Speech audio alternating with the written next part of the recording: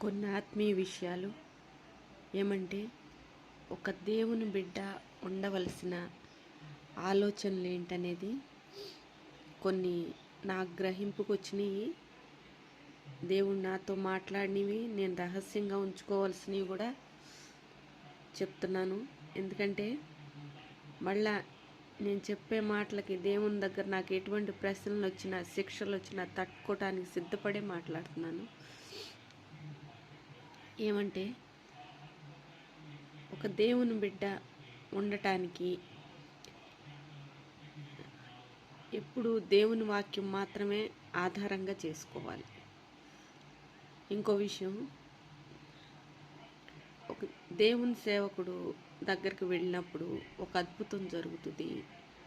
చక్కగా వాక్యం చెప్తారు, చక్కగా ప్రార్థన చేస్తారు, మన తరపున మొరపెడతారు. ఇటువంటివి ఆలోచించకూడదు. దేవుని బిడ్డగా ఉండాలి అనుకున్నప్పుడు సమస్యల పరిష్కారం కోసం ప్రార్థన.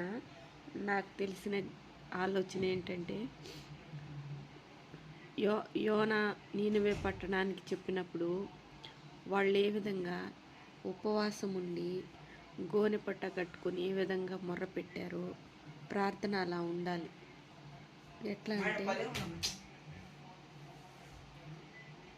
ఎలా అంటే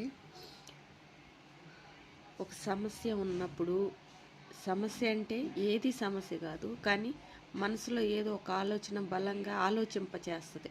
అదే సమస్యగా ఆలోచిస్తారు. ఒకే ఆలోచన పదే పదే వస్తే అది సమస్యగా మారుతుంది.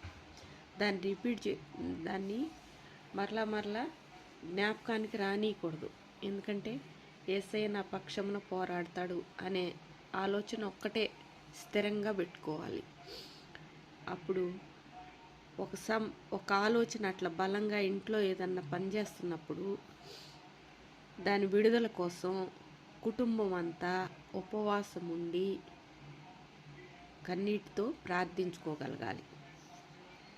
అట్లా కుటుంబం అయిపోతే ఇంకా వీలు పడితే ఆ వీధిలో ఆ రోడ్లో ఉన్న వాళ్ళందరూ అట్లాగే ఒకే సమయానికి ప్రార్థించుకోగలగాలి. ప్రార్థన బలం కోసం ఒక్క ఆత్మ మొరపెట్టం కాదు, కానీ ఎక్కువ ఆత్మలు మొరపెడితే ఆ సమస్యకు పరిష్కారం తొందరగా దొరుకుతుంది.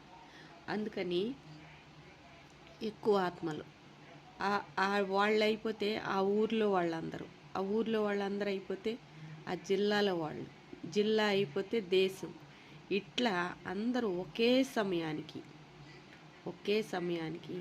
అంటే